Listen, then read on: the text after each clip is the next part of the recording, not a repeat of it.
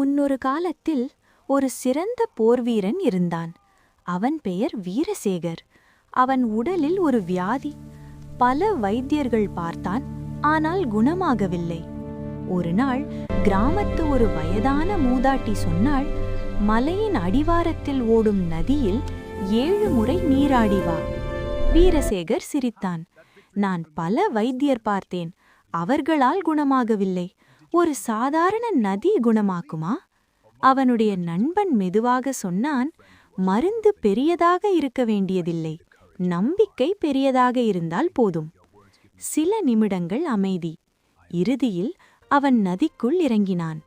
1 முறை, 2 முறை, 7வது முறை அவன் உடல் மெதுவாக மாறியது. வியாதி மறைந்தது. அவன் உணர்ந்தான், நதி குணமாக்கவில்லை, அவனுடைய தாழ்மைதான் குணமாக்கியது. பெருமை நோயை வளர்க்கும், தாழ்மை வாழ்க்கையை மாற்றும்.